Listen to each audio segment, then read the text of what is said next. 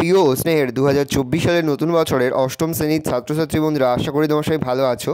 আজ আমরা যে বিষয়টি নিয়ে আলোচনা করব অষ্টম শ্রেণীর থার্ড সেমেটিভ অর্থাৎ ফাইনাল পরীক্ষার ভূগোলের কোশ্চেন পেপার নিয়ে। দেখো সরাসরি স্ক্রিনে তোমরা অষ্টম শ্রেণীর থার্ড সেমেটিভ অর্থাৎ ফাইনাল পরীক্ষার ভূগোলের কোশ্চেন পেপারটি দেখতে পাচ্ছ। ফুল মার্কস তোমাদের রয়েছে 70 আর সময় তোমাদের রয়েছে 2 ঘন্টা 30 মিনিট।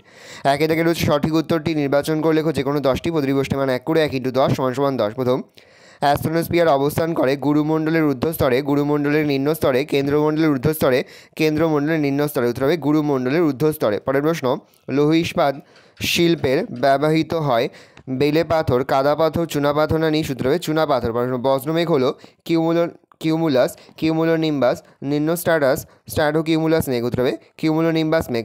তুষার ও জলকণার আংশিক মিলিত রূপ হলো সিল্ট, শিলাবৃষ্টি, তুষারপাত, গুড়ি গুড়ি বৃষ্টি। উত্তর হবে সিল্ট। প্রশ্ন, পৃথিবীর সবচেয়ে বেশি জলপাই গাছ দেখা যায় তুন্দ্রা, ভূমধ্যসাগরীয়, মৌসুমী না নিরক্ষীয় জলবায়ু অঞ্চল? উত্তর হবে ভূমধ্যসাগরীয়। প্রশ্ন, তুন্তার সম্রাট বলা হয় শ্বেত ভাল্লুক, শিল মাছ, শ্বেত শৃগাল, বলগা হরিণকে? উত্তর হবে শ্বেত ভাল্লুককে। প্রশ্ন, মহারাষ্ট্রের কয়নাতে ভূমিকম্প হয় 1947 সালে, 1957 সালে, 1967 সালে, 1977 সালে? উত্তর 1967 সালে। প্রশ্ন, রামসার সম্মেলন অনুষ্ঠিত হওয়ার উদ্দেশ্য ছিল জলাভূমি সংরক্ষণ, ওজোন স্তর সংরক্ষণ, CO2 এর পরিমাণ হ্রাস, বিশ্ব উষ্ণায়ন নিয়ন্ত্রণ। উত্তর জলাভূমি সংরক্ষণ। প্রশ্ন, অস্ট্রেলিয়ার নাতিশীতোষ্ণ তৃণভূমির নাম? পেরিস, তেব, ডাউন্স, ভেল। উত্তর হবে ডাউন্স। প্রশ্ন, ওশেনিয়ার সর্বোচ্চ শৃঙ্গ হল মাউন্ট উইলেহেলাম, মৌনা লোয়া, মাউন্ট কুক, মাউন্ট কোসিয়াস? উত্তর হবে মাউন্ট উইলেহেলাম। পরের প্রশ্ন, চলচ্চিত্র শিল্পে উন্নত মৌসুমী ভূমধ্যসাগরীয় তুন্দ্রা না চীন দেশীয় জলবায়ু অঞ্চল? উত্তর হবে ভূমধ্যসাগরীয়। প্রশ্ন, গোধূলি অঞ্চল নামে পরিচিত সাভানা তৃণভূমি ভূমধ্যসাগরীয় জলবায়ু অঞ্চল, ক্রান্তীয় মরু জলবায়ু, সেলভা অরণ্য? উত্তর হবে সেলভা অরণ্য। প্রশ্ন, ইটাই রোগের জন্য দায়ী arsenic, fluoride, cadmium, carbon die oxide? উত্তর হবে ক্যাডমিয়াম। পরের প্রশ্ন, আর্ট সামিট অনুষ্ঠিত হয় Delhi, Bangkok, Rio de Janeiro, Kolkata শহরে? উত্তর হবে রিও ডি জেনিরো। পরের প্রশ্ন, 2 থেকে রয়েছে শুদ্ধ ও অশুদ্ধ লেখো যে কোনো 8টি প্রতিবষ্টি মান 1 করে 1 × 8 = 8। প্রথম, কঠিন ও তরল মাধ্যমের মধ্যে দিয়ে তরঙ্গ চলাচল করতে পারেন? উত্তরে ভুল, তাহলে আমরা অশুদ্ধ লিখব। আলফ্রেড ওয়েগনার পাঁচ সংস্থান তত্ত্বের প্রবক্তা? উত্তরে ভুল, তাহলে অশুদ্ধ লিখব। একটি পাইরোক্লাস্টিক শিলা হলো টুফ? উত্তর হবে ভুল। প্রথম, কঠিন ও তরল মাধ্যমের মধ্যে দিয়ে তরঙ্গ চলাচল করতে পারেন? উত্তরে ভুল, তাহলে আমরা অশুদ্ধ লিখব। আলফ্রেড ওয়েগনার পাঁচ সংস্থান তত্ত্বের প্রবক্তা? উত্তরে ভুল, তাহলে আমরা অশুদ্ধ লিখব। একটি পাইরোক্লাস্টিক শিলা হলো টুফ? উত্তর হবে ঠিক, তাহলে আমরা শুদ্ধ লিখব। দার্জিলিংয়ে সাধারণত শৈলক্ষেপে বৃষ্টিপাত হয়? উত্তর হবে ঠিক, তাহলে আমরা শুদ্ধ লিখব। পৃথিবীর ফুসফুস বলা হয় নাতিশীতোষ্ণ জলবায়ু অঞ্চলকে? উত্তর হবে ভুল, তাহলে আমরা অশুদ্ধ লিখব। বাইস ব্লেডের সূত্রানুসারে উত্তর গোলার্ধে ডান দিকে নিম্নচাপ ও বাম দিকে উচ্চচাপ পরিলক্ষিত হয়? উত্তর হবে ঠিক, তাহলে আমরা উত্তরে ভুল, তাহলে আমরা অশুদ্ধ লিখব। ভোপাল গ্যাস দুর্ঘটনা এক ধরনের তেজস্ক্রিয় দূষণের উদাহরণ? উত্তর হবে ঠিক, তাহলে আমরা শুদ্ধ লিখব। চুনাপাথর রূপান্তরিত হয়ে স্ট্যালাকটাইটে পরিণত হয়? উত্তর হবে ভুল, তাহলে আমরা অশুদ্ধ লিখব। কৃষি জমিতে কীটনাশক প্রয়োগের ফলে কেবলমাত্র মাটি দূষণ হয়? উত্তর হবে ভুল, তাহলে আমরা অশুদ্ধ লিখব। কলকাতা অপেক্ষাকৃত কম ভূমিকম্পপ্রবণ অঞ্চলের অন্তর্গত? উত্তর হবে ঠিক, তাহলে আমরা শুদ্ধ লিখব। শূন্যস্থান পূরণ করো যে কোনো 5টি প্রতিবষ্টি মান 1 করে 1 × 5 = 5। প্রশান্ত মহাসাগরীয় আগ্নেয় বলয় % ভূমিকম্প হয়? উত্তর হবে 70। প্রশ্নে, ডোলেরাইট ড্যাশ শ্রেণীর আগ্নেয় শিলা? উত্তর হবে উপপাতালিক। প্রশ্ন, নিউজিল্যান্ডের দীর্ঘতম নদী ড্যাশ? উত্তর হবে ওয়াইটাকি। প্রশ্ন, কর্নাটকের বিযুক্তি রেখা ড্যাশ ও ড্যাশ স্তরের মাঝে অবস্থিত? সীমা ও শিয়াল স্তরের মাঝে অবস্থিত। জাপানের ফুজিয়ামা একটি ড্যাশ? উত্তর হবে আগ্নেয়গিরি, সুপ্ত আগ্নেয়গিরি। বায়ুর আর্দ্রতা মাপক যন্ত্রের নাম ড্যাশ? উত্তর হবে হাইগ্রোমিটার। হুয়ের পুরো নাম হচ্ছে ওয়ার্ল্ড হেলথ অর্গানাইজেশন। পরে হচ্ছে সিয়ে থাকে বাম দিকের সঙ্গে ডান দিক মেলাও। উষ্ণ প্রস্রবণ হবে ভূতাপ শক্তি। এল তরঙ্গ হবে ধ্বংসাত্মক ও মারাত্মক। পটাশিয়াম হবে আর্থক্লেস ফেলস অপার। অ্যারোমেটিক বায়ু হবে ঊর্ধ্বগামী। রিক্টার স্কেল হবে চার্লস রিক্টার। তাহলে 1এরটা হবে বি এর সঙ্গে, 2এরটা হবে ই এর সঙ্গে, 3এরটা হবে এর সঙ্গে, 4এরটা হবে সি এর সঙ্গে, 5এরটা হবে ডি এর সঙ্গে। ভালো করে দেখে নাও। পরে রয়েছে 3 দাগে অধিক 30টি শব্দে উত্তর দাও যে কোনো 4টি প্রতিবষ্টি মান 2 করে 2 × 4 = 8। প্রথম, ম্যাগমা কি? পৃথিবীর অভ্যন্তরে সঞ্চিত উত্তপ্ত গলিত বা অর্ধগলিত তরল পদার্থকে ম্যাগমা বলে। ভূগর্ভের তাপ, চাপ ও রাসায়নিক বিক্রিয়া ঘটলে ভূগর্ভের পদার্থের স্থিতিশীলতা নষ্ট হয় এবং এইসব পদার্থসমূহ গলে গিয়ে ম্যাগমার সৃষ্টি হয়। ম্যাগমায় বিষাক্ত গ্যাস, বাষ্প ও নানা ধরনের রাসায়নিক, ধাতব ও অধাতব অর্ধতরল পদার্থ গলিত অবস্থায় থাকে। ভূ অভ্যন্তরে অ্যাসনোস্ফিয়ারের অবস্থান কোথায়? শিলামণ্ডলের ঠিক নিচে ও গুরুমণ্ডলের ওপরের অংশে ময়দার মণ্ডের মতো নমনীয় ও স্থিতিস্থাপক শিলাস্তরটিকে অ্যাসনোস্ফিয়ার বলে। স্তরটির গড় গভীরতা প্রায় 100 কিমি। ভূ অভ্যন্তরে তাপ ও চাপে তারতম্য ঘটলে এবং রাসায়নিক বিক্রিয়া ঘটলে মাঝে মাঝে স্তরটি অস্থিতিশীল হয়ে পড়ে, তাই এটি ক্ষুব্ধমণ্ডল নামেও পরিচিত। অভিসারী পাতসীমানাকে বিনাশকারী পাতসীমানা বলা হয় কেন? যে পাতসীমানা বড় দুটি পাত পরস্পরের দিকে এগিয়ে এসে একে অপরের সঙ্গে সংঘর্ষে লিপ্ত হয় সেই পাতসীমানাকে অভিসারী পাতসীমানা বলে। এই পাতসীমানায় অবস্থিত ভারী পাতটি হালকা পাতের তলায় অনুপ্রবেশ করে এবং ভারী পাতের নিমজ্জিত অংশের অবলুপ্তি বা বিনাশ ঘটে, সেজন্য এই পাতসীমানাকে বিনাশকারী পাতসীমানা বলে। উদাহরণ: প্রশান্ত মহাসাগরীয় পাত আমেরিকা পাতের সংযোগস্থল। যে পাহহ কি? পাহহ হলো এক ধরনের লাভা, অত্যন্ত পাতলা ক্ষারকীয় লাভা আগ্নেয়গিরি থেকে নির্গত হয়ে বহুদূর প্রসারিত হয়ে বিস্তীর্ণ অঞ্চল জুড়ে লাভাক্ষেত্র সৃষ্টি করে। এর উপরিভাগ পাকানো দড়ির মতো দেখতে লাগে। হাওয়াই দ্বীপপুঞ্জের স্থানীয় ভাষায় একে পাহহ লাভা বলে। আগ্নেয় শিলা কাকে বলে? পৃথিবীর উত্তপ্ত গ্যাসীয় ও তরল অবস্থা থেকে তাপ বিকিরণ করে শীতল ও কঠিন হওয়ার সময় পৃথিবীর ওপর যে শিলা সর্বপ্রথম সৃষ্টি হয় সেটি আগ্নেয় শিলা। অতঃপর বিভিন্ন ভূগাঠনিক প্রাকৃতিক শক্তির প্রভাবে ওই প্রাথমিক শিলাস্তরে এক বা একাধিক ফাটল ছুটির সৃষ্টি হয়। এই ফাটল পথ দিয়ে নির্গত ভূ অভ্যন্তর উত্তপ্ত তরল ম্যাগমা ক্রমাগত তাপ বিকিরণ করে শীতল ও কঠিন হয়ে যে শিলার সৃষ্টি হয় তাকে আগ্নেয় শিলা বলে। উদাহরণ: গ্রানাইট, ব্যাসল্ট, ডোনারাইট, পরফাইরি প্রভৃতি। বজ্রমেঘ কাকে বলে? কিউমুলোনিম্বাস মেঘের অপর নাম বজ্রমেঘ। ধূসর কালো রঙের এই মেঘ থেকে বজ্রপাত সহ ব্যাপক ঝড় বৃষ্টি হয়, তাই এর অপর নাম বজ্রমেঘ। অনেক সময় এই মেঘ থেকে শিলাবৃষ্টিও হয়। কালবৈশাখীর সময় ভারতের উত্তর পশ্চিম আকাশে এই মেঘ দেখা যায়। শিশিরাঙ্ক কাকে বলে? যে নির্দিষ্ট উষ্ণতায় বায়ু সম্পৃক্ত হয় অথবা আর্দ্র বায়ু জলীয় বাষ্প ঘনীভূত হয়ে জলকণায় পরিণত হয় তাকে শিশির বলে। অর্থাৎ যে উষ্ণতায় বায়ু আপেক্ষিক আর্দ্রতার পরিমাণ 100% হয় তাকে শিশিরাঙ্ক বলে। আর্দ্রবায়ুর উষ্ণতা শিশিরাঙ্কে পৌঁছালে বায়ু সম্পৃক্ত হয়ে যায়।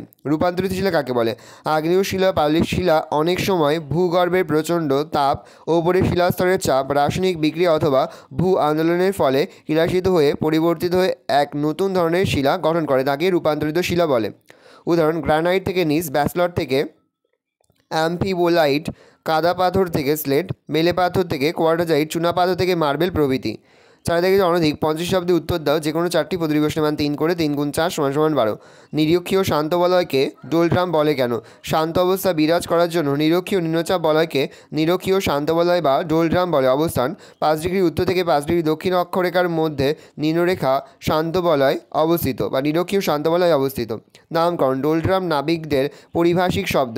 এর ইংরেজি অর্থ ডিপ্রেস অর্থাৎ অবদমিত। প্রাচীনকালে এই অঞ্চলের উপর দিয়ে পালতোলা জাহাজ চালানোর সময় প্রায় জাহাজগুলি থেমে যেত, তাই নাবিকেরা এই অঞ্চলের নামকরণ করে ডোলড্রাম। উৎপত্তি: নিরক্ষীয় অঞ্চলের সূর্য সারা বছর লম্বাভাবে কিরণ দেওয়ার ফলে এখানে উষ্ণতা খুব বেশি, তাই বায়ু সহজেই উষ্ণ হালকা হয়ে ওপরে উঠে যায়। এই কারণে এখানে বায়ুর ঊর্ধ্বমুখী স্রোত দেখা যায়, কিন্তু ভূপৃষ্ঠের সমান্তরালে বায়ু প্রবাহিত হতে দেখা যায় না, ফলে বায়ু চলাচল বোঝা যায় না। চারিদিকে শান্ত অবস্থা বিরাজ আমেরিকা যুক্তরাষ্ট্রে করে, এই জন্য এই অঞ্চলের নাম নিরক্ষীয় শান্ত বলয় বা ডোলড্রাম। 4.2 নিরক্ষীয় জলবায়ুর বৈশিষ্ট্যগুলি উল্লেখ করো। নিরক্ষীয় জলবায়ুর উল্লেখযোগ্য বৈশিষ্ট্যগুলি হলো: 1. নিরক্ষীয় জলবায়ু উষ্ণ, এটা উষ্ণ ও আর্দ্র প্রকৃতির। 2. সারা বছর ধরে পরিচালন বৃষ্টিপাত হয়, বছরে কমপক্ষে 250 থেকে 300 দিন বৃষ্টিপাত হয়। 3. বার্ষিক গড় বৃষ্টিপাতের পরিমাণ 250 সেমি। 4. প্রতিদিন বিকালে বজ্রবিদ্যুৎ সহ মুষলধারে বৃষ্টিপাত হয়। 5. বার্ষিক গড় উষ্ণতার পরিমাণ প্রায় 27 ডিগ্রি সেন্টিগ্রেড।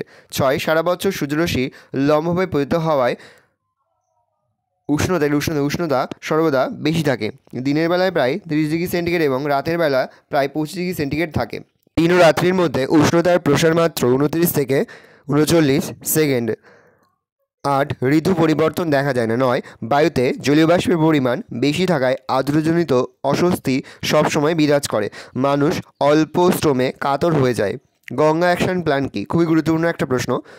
14 জুন 1986 খ্রিস্টাব্দের সপ্তম পঞ্চবার্ষিকী পরিকল্পনার কর্মসূচি অনুসারে প্রাকৃতিক ও মনুসৃষ্ট কারণে গঙ্গার জলদূষণ প্রতিরোধ করার জন্য ভারতের তৎকালীন প্রধানমন্ত্রী শ্রী রাজীব গান্ধী মহাশয় গঙ্গা উন্নয়ন প্রকল্পের শুভ সূচনা করেছিলেন। ভারতের অন্যতম পবিত্র নদী ও জাতীয় সম্পদ হলো গঙ্গা। ভারতের এই দীর্ঘতম নদীর জলকে দূষণমুক্ত করার জন্য উত্তরপ্রদেশের বারাণসী শহরে গঙ্গা অ্যাকশন প্ল্যান বা GAP এর আনুষ্ঠানিক উদ্বোধন করে। এই প্রকল্পের গৃহীত সিদ্ধান্তগুলি হলো: 1. দৈনন্দিন জীবনে ব্যবহার করা জল ও শিল্পাঞ্চলের বর্জ্য পদার্থ সরাসরি গঙ্গায় ফেলা যাবে না। 2. খাল ও শহরের নর্দমার জল গঙ্গায় ফেলা বন্ধ করতে হবে। 3. দূষিত জল দূষণমুক্ত করে গঙ্গায় ফেলতে হবে। 4. গঙ্গার ভাঙন রোধ করার জন্য পার বাঁধানো হবে। 5. গঙ্গার স্নানঘাট সংস্কার ও সৌন্দর্যায়ন বৃদ্ধি করা। 6. শিল্পাঞ্চলের দূষণ প্রতিরোধ করা ও গঙ্গার নাব্যতা বৃদ্ধি করা। 7. সুলভ ও পরিষ্কার পরিচ্ছন্ন শৌচাগার নির্মাণ করা। 8. গঙ্গা নদীর তীরের শ্মশানঘাটগুলিতে বৈদ্যুতিক চুল্লির ব্যবস্থা করা। 9. গঙ্গার জলপ্রবাহ নিয়ন্ত্রণ করা। 10. দূষণ প্রতিরোধের জন্য জনসচেতনতা বৃদ্ধি করা। 11. GAP এর কর্মসূচিকে বাস্তবায়িত করার জন্য কঠোর আইন প্রণয়ন করা। G20 বলতে কী বোঝো? 2003 খ্রিস্টাব্দে পৃথিবীর 20টি উন্নয়নশীল দেশের রাষ্ট্রপ্রধানদের রাষ্ট্রপ্রতিনিধিদের নিয়ে গঠিত হয় G20 বা গ্রুপ 20। G20 সদস্যভুক্ত দেশগুলির মধ্যে আন্তর্জাতিক ব্যবসা বাণিজ্যের প্রসার এবং নিজেদের মধ্যে পারস্পরিক সম্পর্ক উন্নয়ন ঘটানোর জন্য এই G20 গোষ্ঠী গড়ে তোলা হয়।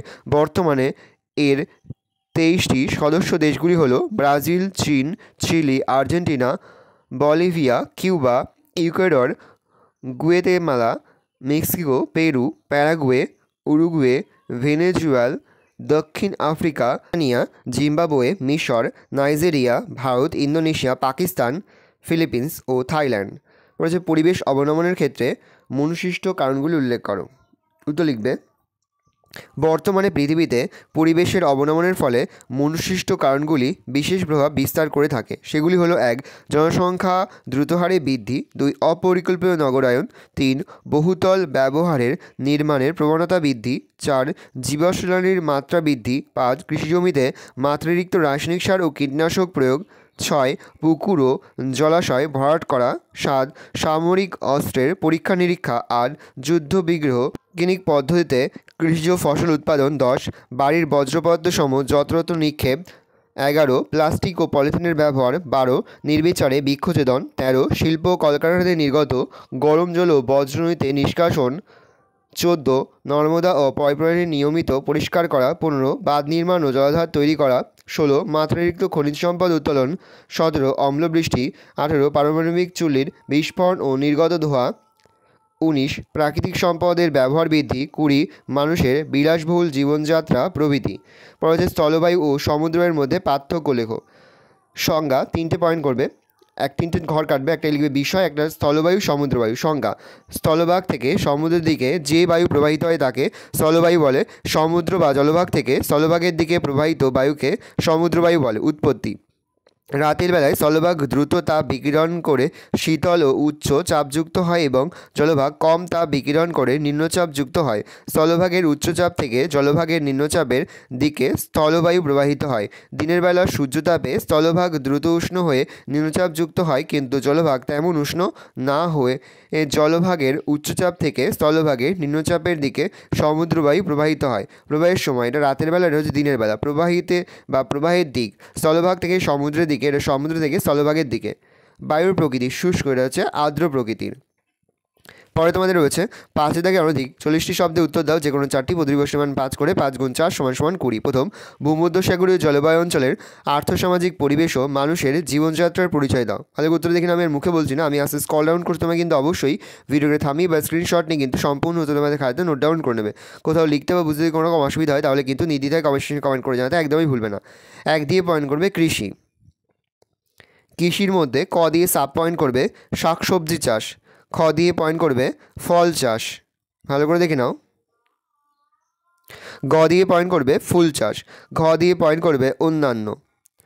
2 দিয়ে মেন পয়েন্ট করবে খনিজ সম্পদ। তারপরে মেন পয়েন্ট করবে 3 দিয়ে শিল্প। শিল্পের মধ্যে ক দিয়ে সাব পয়েন্ট করবে ফল ভিত্তিক শিল্প, অন্যান্য কৃষি সম্পদ ভিত্তিক শিল্প, গ চলচ্চিত্র শিল্প। ভালো করে দেখে নাও। ঘ দিয়ে পয়েন্ট করবে পর্যটন শিল্প। পরের প্রশ্ন রয়েছে 5-এর 2-এ, বহুমুখী নদী পরিকল্পনা কীভাবে পরিবেশের অবনমন ঘটাতে পারে তা সংক্ষেপে আলোচনা করো। ভালো করে দেখে নাও, খুবই গুরুত্বপূর্ণ একটা প্রশ্ন। 1 দিয়ে পয়েন্ট করবে স্বাভাবিক উদ্ভিদ ধ্বংস। 2 দিয়ে বাস্তুতন্ত্র ধ্বংস। 3 দিয়ে জীবের আশ্রয়স্থল নষ্ট। 4 দিয়ে শিলাস্তরে ফাটল, 5 দিয়ে ভূমিকম্প, 6 দিয়ে নদীর নাব্যতা হ্রাস, 7 দিয়ে জমিতে লবণতা বৃদ্ধি, 8 দিয়ে রোগের প্রাদুর্ভাব, 9 দিয়ে জীববৈচিত্র্য ধ্বংস, 10 দিয়ে বাস্তুচ্যুত। ভালো করে দেখে নাও। পরের প্রশ্ন, বিশ্ব উষ্ণায়ন কাকে উষ্ণায়ন হবে? বিশ্ব উষ্ণায়ন বা গ্লোবাল ওয়ার্মিং কাকে বলে? তার সঙ্গে স্থিতিশীল উন্নয়নের উদ্দেশ্যগুলি লিপিবদ্ধ করো। 2+3। ভালো করে উত্তরটা দেখে নাও।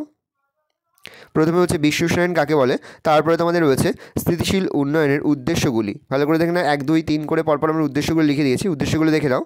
আমি আস্তে স্ক্রল ডাউন করছি, তোমরা কিন্তু অবশ্যই কোথাও যদি লিখতে অসুবিধা হয় কমেন্ট সেকশনে কমেন্ট করে জানাতে একদমই ভুলবে না। পরের প্রশ্ন, মার্ডালিং অববাহিকায় পশুপালন ও পশু নির্ভর শিল্প উৎপাদনের সমৃদ্ধির কারণগুলি আলোচনা করো বা কারণ আলোচনা করো। ভালো করে দেখে নাও। 1 দিয়ে পয়েন্ট করবে নাতিশীতোষ্ণ জলবায়ু, 2 বিস্তীর্ণ তৃণভূমি, 3 দিয়ে উৎকৃষ্ট তৃণ, 4 দিয়ে উন্নত প্রজাতির পশু, 5 দিয়ে মৃত্তিকা। ভালো করে দেখে নাও।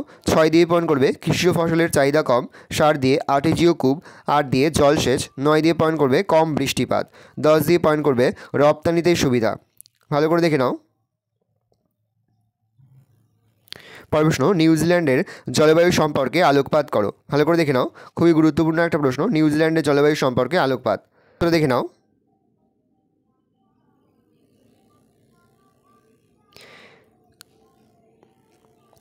ভালো করে উত্তরে দেখে নাও।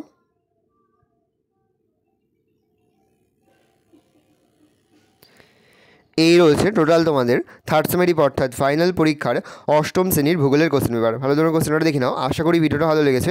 ভিডিওটা ভালো লাগলে ভিডিও লাইক করতে গেলে ভুলবেন, আর আমার চ্যানেল নতুন হওয়া লাল কালার সাবস্ক্রাইব প্রেস করে পাশে বেল আইকন প্রেস করে যখন নতুন করে ভিডিও আপলোড করি সবার ফার্স্ট নোটিফিকেশন পেয়ে যাও। আর এই ভিডিওটি তোমার বন্ধুবান্ধবী আত্মীয়স্বজন সবার মধ্যে কিন্তু অনেক শেয়ার করে যে এবছর অষ্টম শ্রেণীতে পড়ছে। আমরা কিন্তু ইতিমধ্যে অষ্টম শ্রেণীর প্রতি বিষয়ে সিলেবাস, প্রশ্নকার্ড এবং নমুনা প্রশ্নপত্র কিন্তু আপলোড করি, যেমন এখনও পর্যন্ত সেই ভিডিওগুলো না দেখে থাকো, ভিডিওগুলো কিন্তু তাড়াতাড়ি দেখে নাও। তোমাদের সকলকে জানাই আগাম পরীক্ষার অনেক শুভেচ্ছা এবং অভিনন্দন। আশা করি সকলের পরীক্ষায় খুব ভালো হবে।